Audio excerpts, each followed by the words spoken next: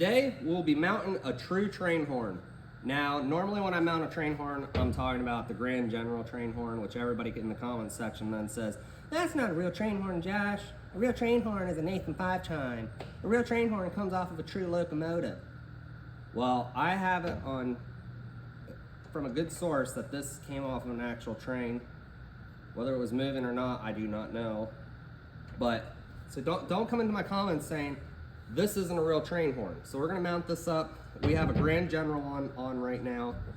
So I already got the hoses and valve, all that stuff's around. I'm just gonna take his other train horn off, his fake train horn off, his air trumpet off. We're gonna mount this one. Now, originally it had the fitting here, but I gotta mount it here and I don't wanna drill a hole and run the hose through the box. It does have plugs on either side. There's a port on either side. My biggest concern is this hole is a little bit bigger and I think it's gonna disperse the air more even. If anything, it's gonna hit out of this one harder. If I put it in the end here, I think, somebody can correct me, but I do believe it's gonna change the tune whether I put it in this side where the air is going to hit the big trumpet first, or this side where it's going to go through the medium one first, because whatever I do, the air is going to go through and it's going to have to build up pressure to blow through them all. But I believe this one's going to start first because there's already going to be air going through it. First off, there's the one that's installed right now. As you can see, it's just on the back side of a battery box.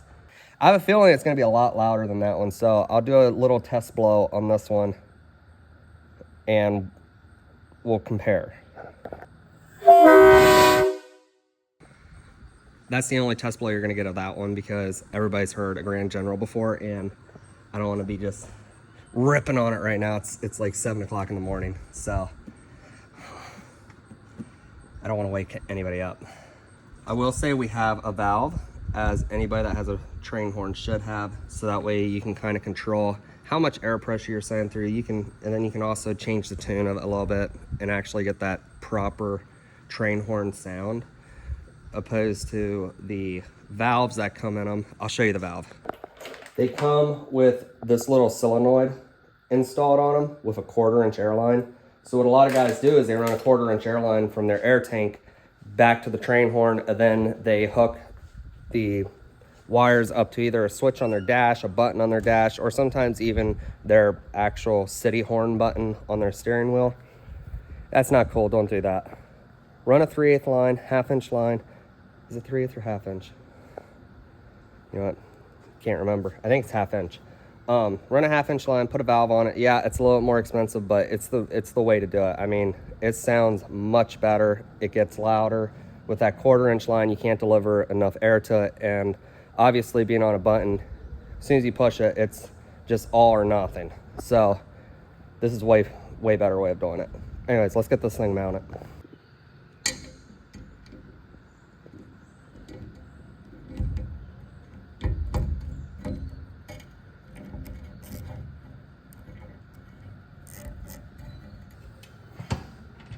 This right here is why I don't video everything I do.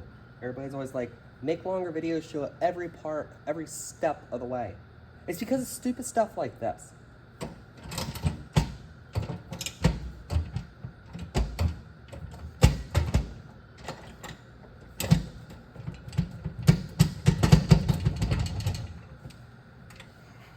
Clearly what's happening is there's like a square rod that goes in and turns a little dealio on these latches, and either the screw backed off on the back side and it's slipping because this is like got a lot of play in it and I can hear it slipping and grinding, but I can't get it to turn. I'm about to just rip this thing off because I'm gonna have to replace this anyways, this latch. It's really irritating me.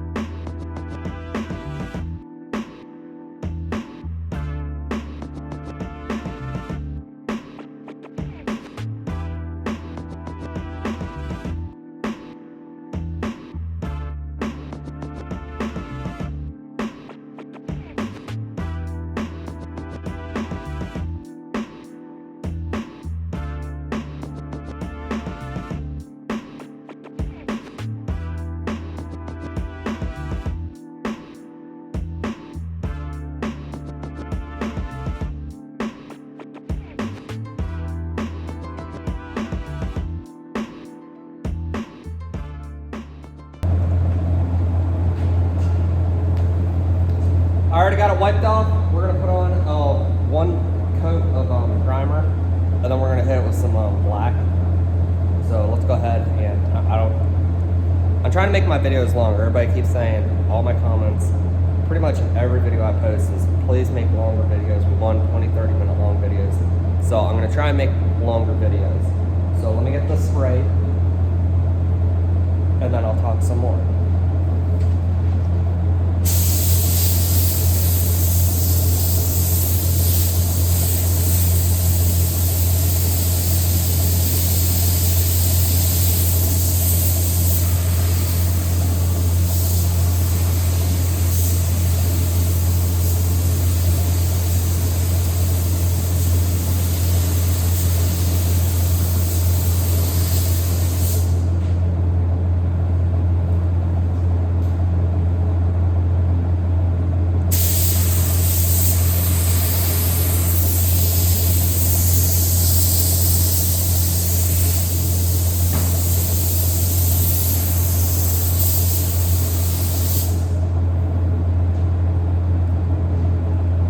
Looks fairly good. So to help with the length of the videos, I'm gonna let you guys sit here and watch this flash dry for the next 5 to 10 minutes.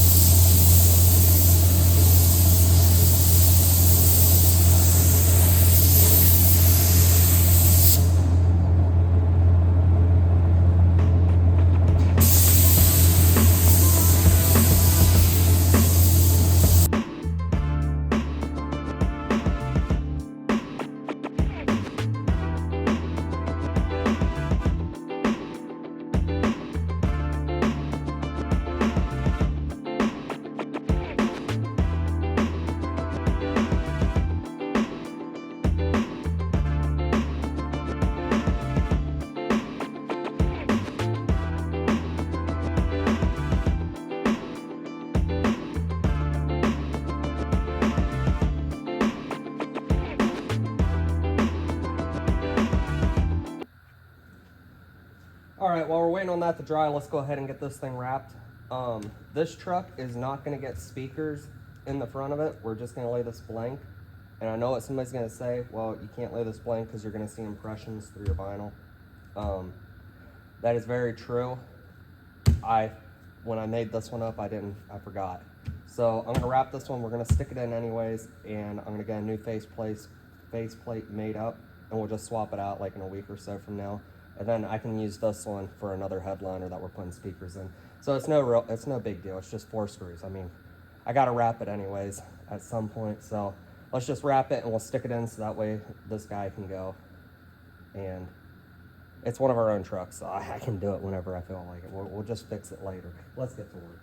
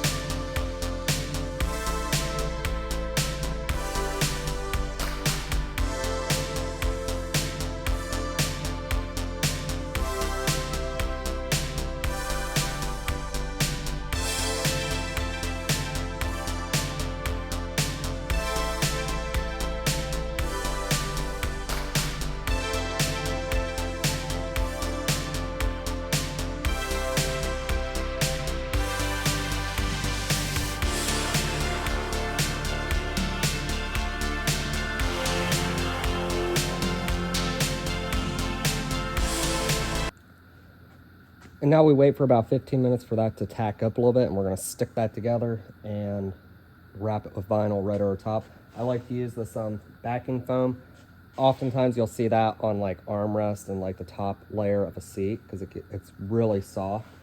It doesn't have much density at all. I like to use it up there because it kind of gives it a pillowed look, kind of like the rest of your upholstery. So it kind of looks factory this way.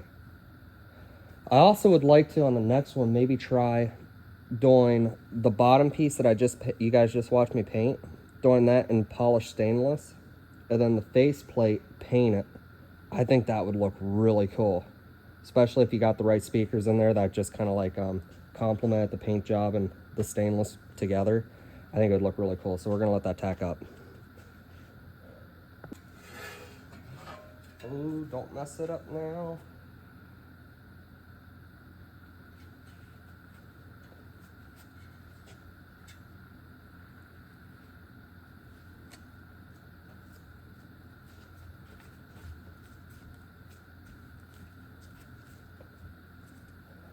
I'm not the best at upholstery, guys. So if you see any flaws that I'm making, you can actually make a comment on this and tell me what I'm doing wrong. The first thing will probably be, don't be using glue and aerosol can. I understand it's getting pinched, so it's not like the glue has to hold everything together. This will all be pinched in tight. But for something this small, I don't like mixing contact cement into a sprayer and spraying it. I mean, it makes a mess. This worked just fine. I'm already telling you guys what to not critique me on.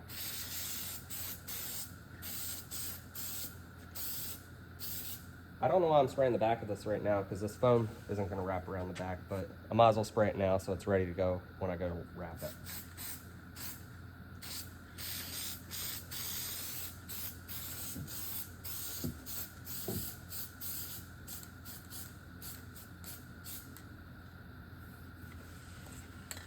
Woo.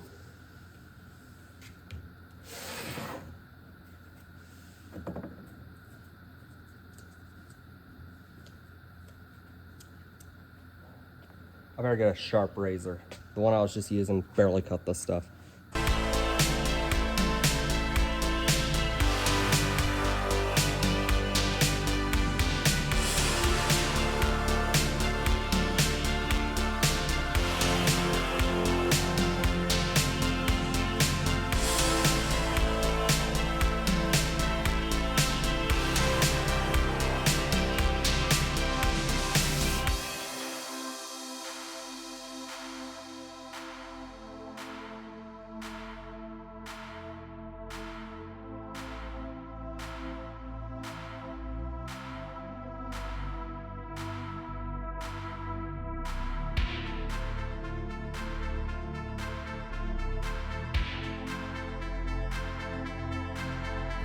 Well, go figure, I'd run out of glue. So I gotta run in town, I'm gonna get some glue, and I need to run in town anyways to go to the chrome shop and get the lights and a switch for this truck. So let's go to town and get some lights, a switch, the glue. We'll get this thing put together. I think it's coming along pretty good. Yeah, I'm trying to decide what kind of lights I wanna go with. I don't know if I wanna go with glass or if I wanna go with the Grand General fake glass watermelon lights, because they actually look really good and they're quite a bit cheaper. So let's go find out. And we're back. I got some glue, and this is the best stuff that I have found in an aerosol can. The 3M stuff doesn't hold up as good as this stuff. This is what I prefer to use for anybody that cares. I got some light. Now, I'm doing this kind of as a test. These are the Grand General lights. They're supposed to be kind of like the LED cheaper version of the glass watermelons. The last one that I installed, I did glass watermelons in it. The only reason I'm doing these is because I want to have a high and a low, and I know I could do a high and a low on the lights with a bulb, but it just doesn't look quite right. And if you're using it to like write down your logs and stuff, it throws such lines that it's kind of hard to see. So I'm doing a test to see how these ones turn out, how they work. If they don't look good or whatever, I'm sure I can use them somewhere else and we could swap them out for glass bulbs. I mean, I probably got some glass lens ones here that I could use. Anyways, let's get back to gluing this thing up.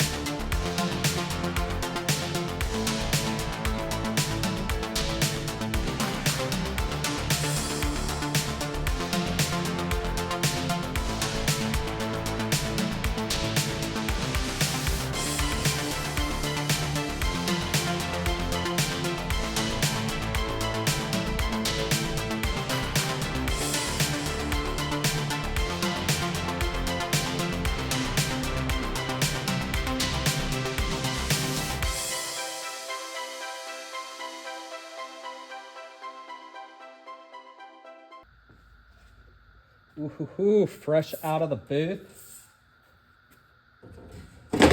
I think it turned out nice. It's been actually curing for like 5 or 6 hours now. I left when I went to get the lights. I just didn't come back until later. It's in the evening now. The beginning of the video was in the morning. Okay, guys, it's fully cured enough that I can touch it at least. So now we're going to install the lights, wire them up, have everything ready to go just to plug it in when we get it out there. We're very close to installing this thing. Super excited to see it in this truck. See how these things look. I butchered that packaging. Holy cow.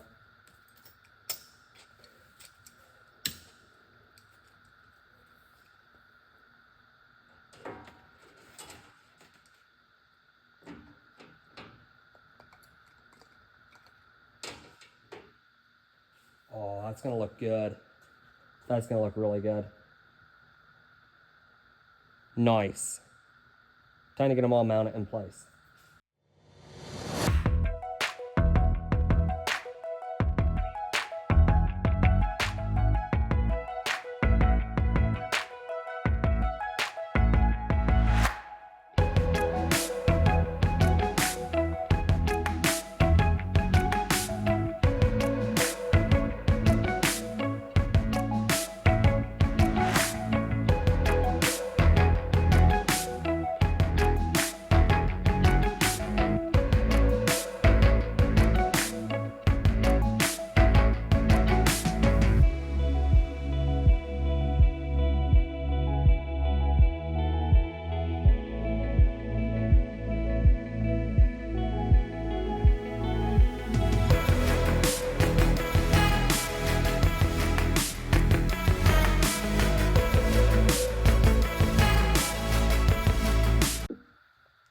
All right, so all the lights are mounted. We're gonna flip it upside down and we're gonna wire them all together to a switch. And then I think we're ready to go start taking the interior out of the Peterbilt and stick this sucker up in there and see if it fits. I didn't even test fit it. I just am pretty confident it's gonna work.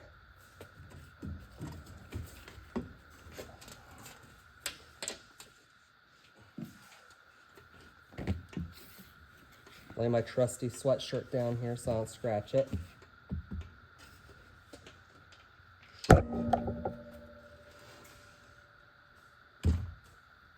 There we go. I need to get you guys at a better angle. Everybody's gonna complain about that.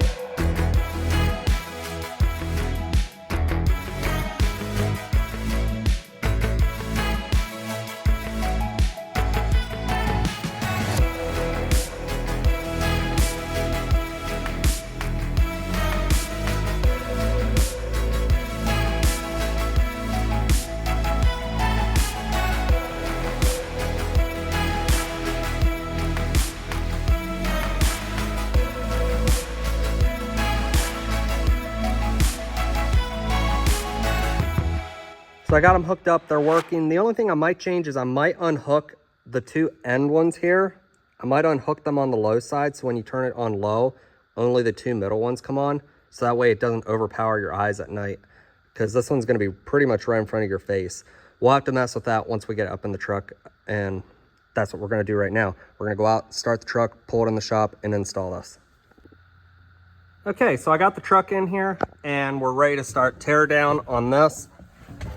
The only thing we're gonna have to remove is these visors that don't get used for anything other than to hold pens, because obviously we have a big visor on here already. I mean, And then this is hooked up to nothing because we have an actual train horn. Well, not an actual train horn, Josh. It's a Grand General trumpet system.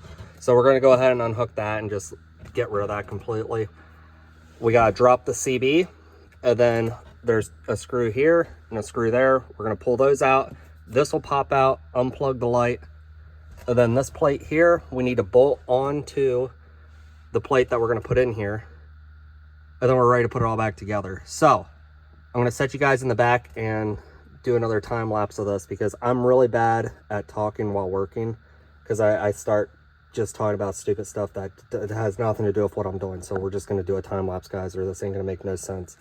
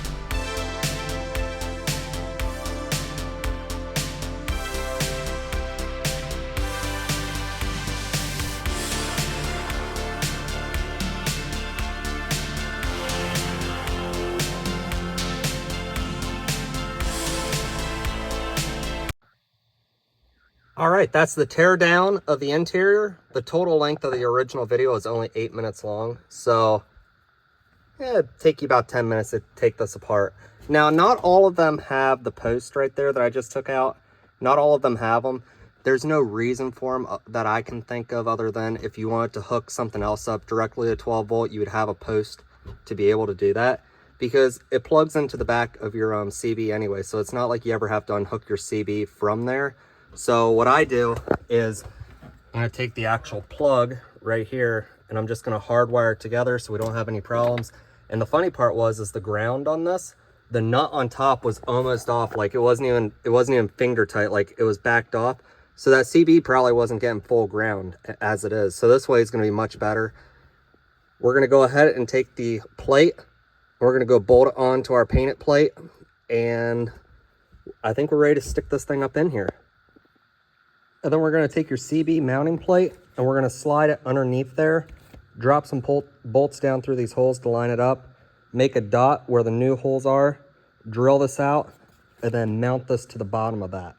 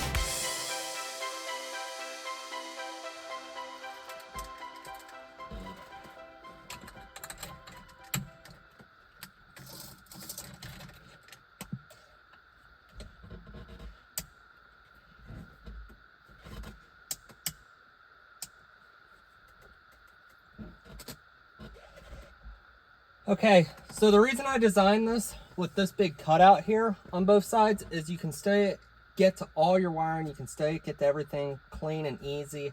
And if you do the face panel with the speakers in it, it gives clearance for the speakers and everything to go in there.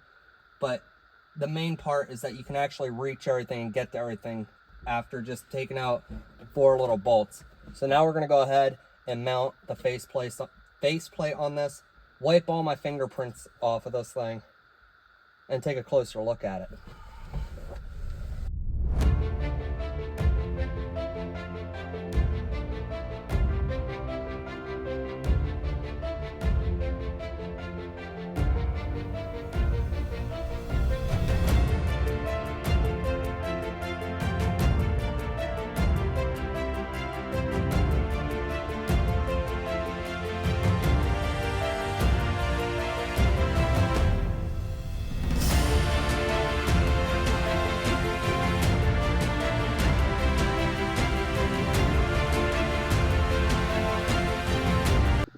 All right, and we are done with the install. I wiped it all down, and I think I'm ready to show it off a little bit. I think it turned out really good. So like I said on the other one, I didn't like how I mounted it, the faceplate. So I went ahead and I got some buttons that are wrapped the same color of black material. So I think that looks a lot better. That was honestly, putting that up was probably the hardest part. I got to figure out a better way of mounting that.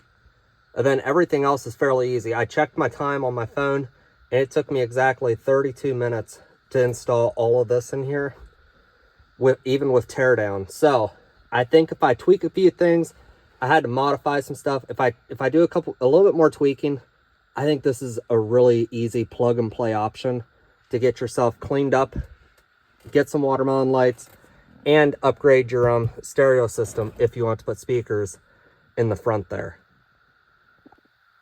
Now, I will say I'm not a fan of these lights that I put in here. I'm probably going to end up changing them because they do not throw lines quite like I want it to, like the glass lens do. Like on Dad's truck when I did it, it'll throw nice straight lines up here on the headliner. These ones do not. They throw lines down on the floor. It's not dark enough in here for you to tell. So they aren't that bad, but they're not as good as the glass ones. So I'm probably going to end up swapping those out.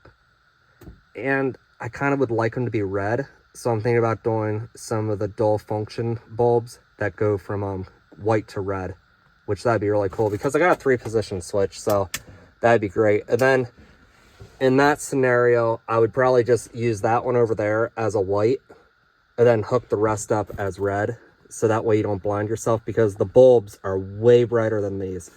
I mean, these are fairly bright on the high side, but those bulbs, when they're in a glass lens and they hit one of these lines in here just right, it'll about blind you at night. So that's why I'm saying you got to really tone it down. I'm going to modify a few things, tweak a few things. I'm really happy with how this one turned out. Let me know down in the comments what you guys think of it. I also put a little eye hook in this one. So he has a CD draw thing there. So that'll be nice and solid for him. And then the next thing is, I want it to look like a 379, how they have them nice and square in there. Some guys might like it twisted, and all I have to do is add a second hole back further, so you could have the option of hooking up factory 389 style, where it's kind of coming at a slant towards you. But I do prefer it looking square on like this. But anyways, I'm really happy with it. Let me know down in the comments. I'm about to wrap it up and get out of here.